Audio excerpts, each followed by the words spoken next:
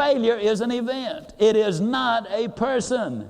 Yesterday ended last night. Today really is a new day. Again, when I was 45 years old, I was stone broke and in debt. Worked all of my life. Had a good attitude all of my life. But until I bought into the idea of these principles and changing this picture I had of myself, what I'm also saying is that the values that we have are so important.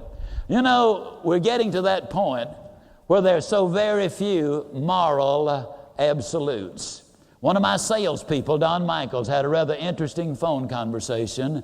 A teacher called and was talking to him about some of the products we sell. And Don was saying, well, here's what this teaches. And the teacher said, well, now we cannot teach the kids what is right and what is wrong.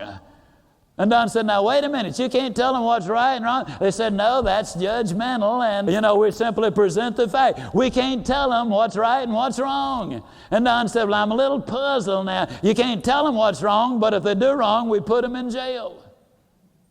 Now he says, is that fair?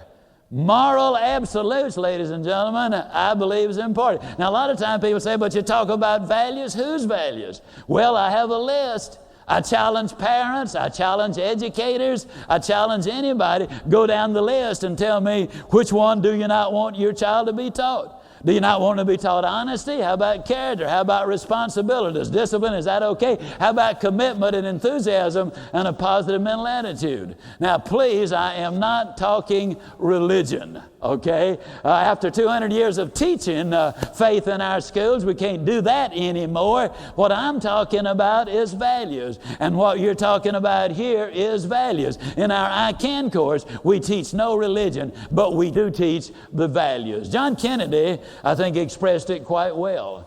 This is a speech he would have made here in Dallas. This is an excerpt from it.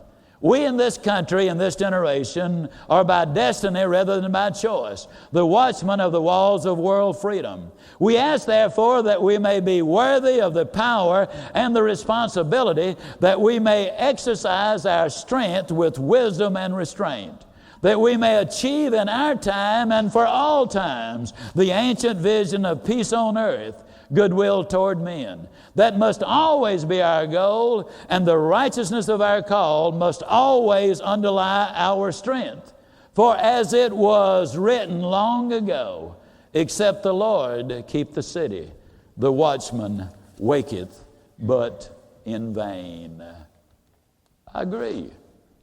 That's where our country was built. We are a values-oriented society. How many of you would prefer to have somebody who was honest and worked hard and was enthusiastic? Isn't that a silly question? And yet, it's one that has to be answered, all right? One of my favorite stories along these lines. Story is told that many, many years ago, a wise old king called all of his wise men together. And he said, I want you to compound for me the wisdom of the ages. I want you to put it in bound book form. They went out and they wrote a long time. They came back with 12 huge volumes. The king looked at him and said, well, I'm sure this is the wisdom of the ages, but hey, it's too lengthy. People won't read it. You got to condense it. They came back with just one volume, and then a chapter, then a page, and finally a paragraph, and ultimately they came back with one sentence because the king kept telling them, condense it, condense it, condense it. And when they looked at that one sentence, the king said, hey, that's it. And as soon as all men everywhere learn this, then most of our problems will be solved. And the sentence simply said, there ain't no free lunch. And folks, that's an important message. There really ain't no free lunch. We do have to work. The success family has work as the father and integrity as the mother. Get along with the parents and you won't have any trouble with the rest of the family. Work is the foundation of all business, the source of all prosperity, and the parent of genius. Work can do more to advance youth than his own parents, be they ever so wealthy. It is represented in the humblest savings and has laid the foundation of every fortune. It is the salt that gives life its savor, but it must be loved before it can bestow the greatest blessing and achieve its greatest ends. When loved, work makes life sweet, purposeful, and fruitful. I know I'm dealing in a lot of cliches. Let me read you something. Some people are quick to condemn cliches. But what is a cliche? It is a truth that has retained its validity through time. Mankind would lose half its hard-earned wisdom built up patiently over the ages if it ever lost its cliches. Another little one. There aren't any hard and fast rules for getting ahead in the world, just hard ones. How many of you would agree with that one? Is success easy? Is anything easy? No, but it can be fun, and that's the thing we keep trying to emphasize. The most practical, beautiful philosophy in all the world won't work if you won't. Education covers a lot of ground, but it won't cultivate any of it.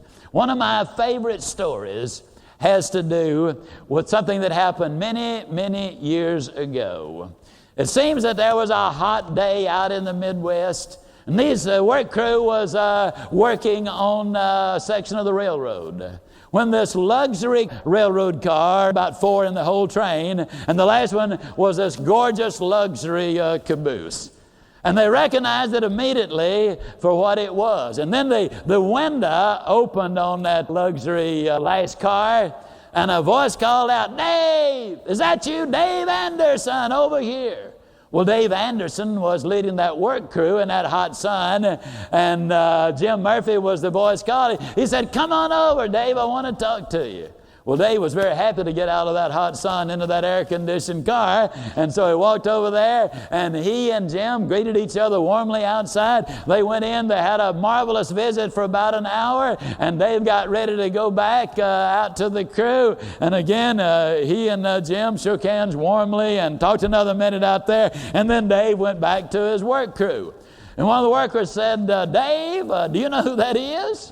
They said, "Why, sure, it's Jim Murphy, president of the railroad." He said, "Well, how do you know Jim Murphy so well?" He said, "Well, over 20 years ago, he and I went to work for this railroad on the same day." And the worker said, "Well, Dave, how do you explain this? You are still out here working in the sun, and he is in an air-conditioned car and president of the railroad." Dave Anderson's answer is one of the great lessons of life when he said, "Well, over 20 years ago, I went to work for $1.75 an hour. Jim Murphy went to work for the railroad." Now, it's a two-way street. You see, the company needs to provide training, inspiration, and opportunity. And when the worker provides excitement, enthusiasm, commitment, and honest effort, then that simply means that both of them, management and workers, are on the same side. And when that happens, then productivity, folks, no longer is a problem.